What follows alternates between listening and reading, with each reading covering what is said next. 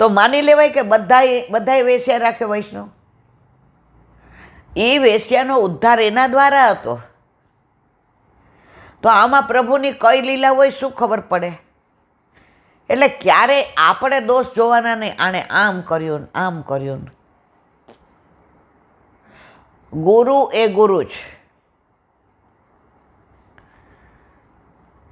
વલ્લભકોણ ન હોય તો આપણને ઠાકોરજી પુષ્ટ કોણ કરી દે બારાવાલા? બ્રહ્મ સંબંધ કોણ આપે? આપણો હાથ ગોવર્ધનનાથજીના હાથમાં કોણ સોંપે? તો આ બધું લાંબુ વિચારીએ ને તો અત્યારે ઘણા બધા ફેક્ટર એવા ઊભા થયા છે કે બધાના મનમાં ગ્લાનિ થઈ રહી છે. પરંતુ જ્યાં બધી શુદ્ધતા હોય ને ત્યાં કોઈક વાર આવું થાય ત્યારે આપણે બંને મક્કમ રાખવાનું કે નગરા હોય ને, નગરા ગુરુ વિનાના, એને લીલામાંય આજે ગુરુ વિના તમારા હાથ, તમારે ફેરા ફરતા હો, યજ્ઞમાં આહુતિ દેવાની હોય, શ્લોક બોલાતા હોય, લગ્નમાં કયા બોલાય. હવે ગોર મહારાજ નથી અને તમારા કાકા એમ કે હાલ લગ્ન કરાવી દે, હું તને ફેરા બધા શ્લોક, ના ચાલે મારા વાલા. એટલે સંશય કરવાની કોઈ જરૂર નથી. એકવાર આ વાત મેં કરી કે નહીં ખબર નહીં, નારદજી ગોલોકમાં ઠાકોરજીની સામે બેઠા અને બધું વાતો કરતા હતા. હવે નારદજી ઊભા થઈને બહાર જવા ગયા એટલે ઓલા સેવકને ઠાકોરજીએ કહ્યું, સાંભળ, નારદ બેઠો ત્યાં બરાબર ખાસા કર નાખ. નારદજીને ખોટું લાગ્યું. પ્રભુનો હું પાર્ષદ, હું નારદ બ્રહ્મર્ષિ, પ્રભુના ગુણાનુવાદ સિવાય હું કાંઈ નથી કરતો. હું બેઠો ત્યાં ખાસા કરવાનું કીધું. નારદજી પાછા આવ્યા. પ્રભુ, મારો એવો કયો દોષ થઈ ગયો? મને આપે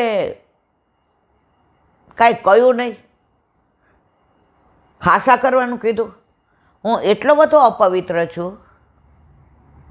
ઠાકોરજી મંદ મંદ મુસ્કાયા.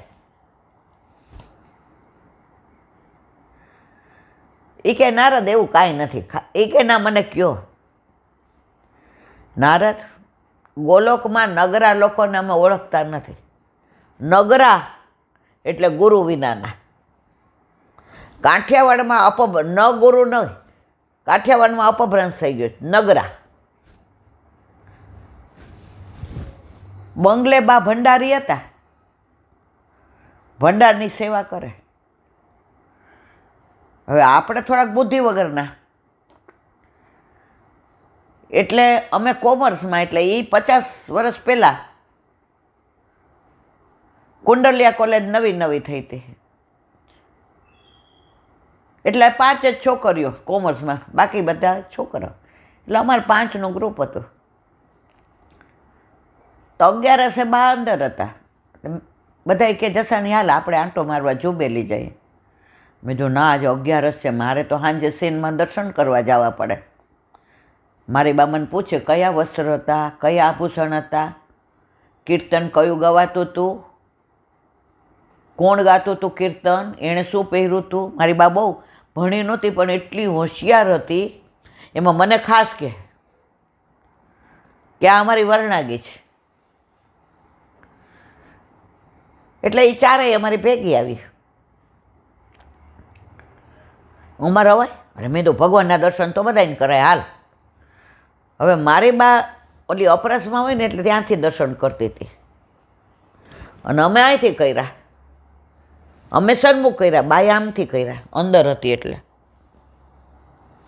એણે જોયું આ 5 આવ્યા છે. બહાર નીકળવા ગયા એટલે મને કે બેબી, ઓલી 4 તો થોડી બીએ બા થઈ, કારણ કે ઘરે આવે તો હિંચકા ઉપર નહીં બેસવાનું, બહારથી આવ્યો એટલે તમારે ક્યાંય અડવાનું જ નહીં. પાણી દઈએ તો એ બા એમ કે પેલા ક્યાં કાગળનું કાંઈ હતું, એ એક બાજુ ગ્લાસ મૂકજે, પછી આપણે આવીએ એટલે કે નાક ગરમ. અરે કેટલું અમારું તો રગડતા હતા. પછી ઓલા ચારે કીધું બા જય શ્રી કૃષ્ણ. એમ જય શ્રી કૃષ્ણ ન કરાય, બ્રહ્મ સંબંધ લઈ લ્યો તો કરાય. એમાંથી 2 લઈ લીધા અને પછી વયા જઈએ કે હાલો હવે જુબેલી જઈએ. તો વાત શેની કરતા હતા? તો ગુરુ વિના ન રહેવાય. જેને જે અનુકૂળ હોય એવું ન હોય. હું વૈષ્ણવનું જ કરવાનું નથી કહેતી,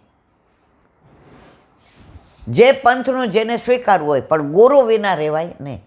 એટલે કે નારદ અહીંયા ગોલોકમાં હાથ પકડીને લઈ આવે કોણ ગુરુ વિના? તો કે પ્રભુ શું કરું? ગુરુ કોને કરો? એ કે એ તારે જોવાનું. એ કે ના કાંઈ કયો નહીં, એવી થોડું હાલે. એ કે બહાર નીકળ, જે પહેલું દેખાય એ તારો ગુરુ. આ વાત કરી નથી ને? તો કે સારું. બહાર નીકળ્યા નારદજી, પેલો શિકારી દેખાનો. એ કે હથ હારું, આ તો આ બધાને મારવાવાળો, શિકાર કરવાવાળો. પાછા ઉતાર્યા. એ કે કા? એ કે કોણ સામું? એ કે મારે સાંભળવું નથી. પેલો મળે એ તારો ગુરુ. પ્રભુ પણ કાંઈ નહીં, તું જા. ઓલો શિકારી તો ઝાડ નીચે ઊભો તો, માંડ ગોઈતો. એ કે ભાઈ જય શ્રી કૃષ્ણ. એ કે હા. જય શ્રી કૃષ્ણ નો બોલો હા. એ કે તું મારો ગુરુ? અરે નારદજી હાથ જોડમાં, તું મારો ગુરુ છો, હું તને હાથ જોડું છું. એ કે ના, એ કે નહીં તું મારો ગુરુ. હવે સમજી ગયો આ કે ભાઈ આની આગળ હાલશે. જાઓ ભાઈ તમારો ગુરુ હું.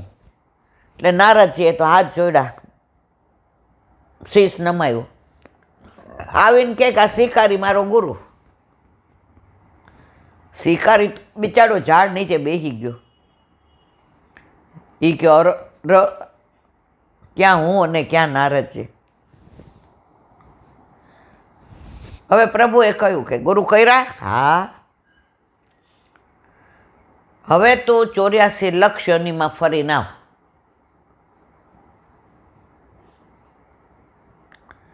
નારદજી કે પ્રભુ? એ કે જો આજ્ઞા એટલે આજ્ઞા. તો કે શું કરવું? એ કે નો સમજણ પડે તાર ગુરુને પૂછ્યા. એ કે શિકારીને ગુરુ અને શું ખબર પડે? એ કે જા તાર ગુરુને પૂછીને આવ. બહાર નીકળીને કે શિકારીજી. શિકારી કે આવું ના કહો, હું તમને નારદજી કહું. એ કે શિકારીજી મને આવું કીધું 84 લક્ષ યોનિમાં ફરીને આવ. હવે તમે મારા ગુરુ થયા, રસ્તો બતાવો. એ કે એમાં હું નારદજી મૂંઝાઈ ગયા. તમે આવા મોટા બ્રહ્મર્ષિ. પ્રભુને કહ્યું મને કબૂલ મંજૂર, પણ 84 લક્ષ યોનિનું ચિત્ર દોરી દે ને. પછી કાનમાં કીધું. એ કે શિકારીજી ગુરુદેવ ગુરુદેવ ગુરુદેવ. અત્યાર સુધી શિકારી કહેતા, પછી શિકારીજી, અને કાનમાં વાત કરી ગુરુદેવ ગુરુદેવ ગુરુદેવ. અંદર આવ્યા. શું નારદ તૈયાર? એ કે હા. જાઓ ફરીને આવો. એ કે ફરીને તો આવું, પેલા મને ચિત્ર તો દોરી દો, કઈ યોનિમાંથી ક્યાં ને શું કરવાનું. ઠાકોરજી પાસે તૈયાર હતું, દીધું. નારદજીએ લઈને પાથરી દીધું પ્રભુની સામે. આરોટીને કે મારા 84 લક્ષ યોનિ થઈ ગયા પ્રભુ. નારાયણ નારાયણ. ઠાકોરજી મંદે મંદે મુસ્કાયા. જોયું નારદ? ગુરુ બિન કોણ કરે ऐसी સખી, ગુરુ બિન કોણ કરે. જ્યારે સામામાં તમારો ગુરુભાવ આવી જાય ને, ત્યારે એને સામર્થ્ય દેવાવાળા વલ્લભ છે.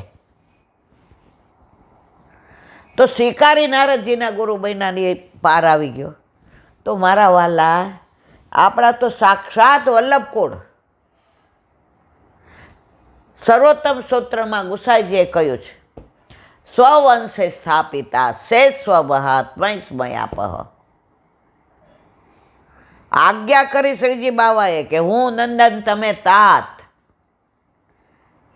એટલે આપણે ક્યારેય સંશય કરવો નહીં, કારણ સંશય આત્મા વિનશ્યતિ.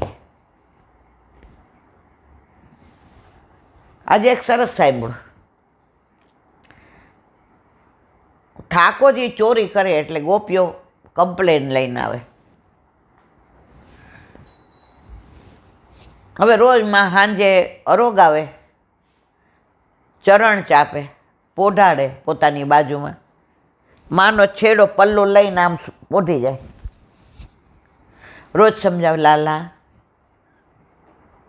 તું બड़े घर का लड़का है, नंद बाबा मुखिया है, हमारे घर पे 9 लाख गया है, काके लिए तू चोरी करत है री.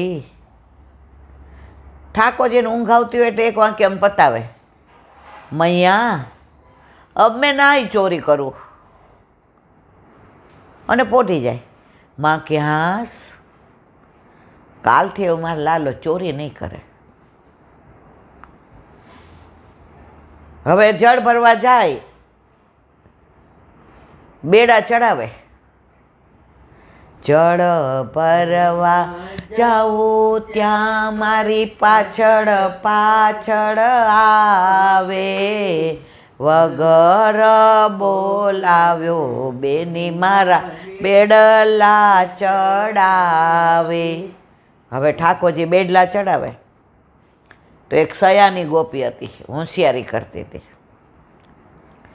ત્રેવડ હોય ને, હોશિયારી કરતો હોય ને, મારા ઘરે એકવાર આવ, આજે ઓટિયો દૂધ બનાવવાનું છે. ઓટિયો એટલે દૂધ ઉકાળીએ ને એની અંદર અડધું રહીએ ને એટલું ઉકાળીએ ને એને કહે ઓટિયો દૂધ. અંદર બધું નાખવાનું, કપૂર ને ઇલાયચી ને આન તેન કેસર ને બધું.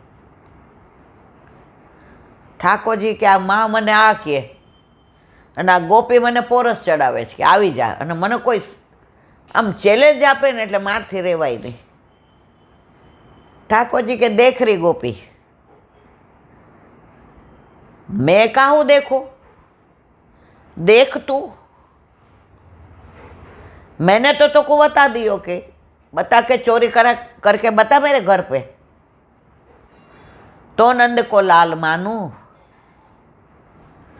ગોપીએ દૂધ ઉકાળી અંદર બધું ને મથણીમાં ભર્યું, ઊંચે શીખે ચડાવી દીધું કે ઠાકોરજી તો નાટા નાટા અને છીકું તો કેટલું ઊંચું, તમારાથી ડબલ થાય એટલું. આવતું એ કે હવે ગોપી જળ ભરવા આવી,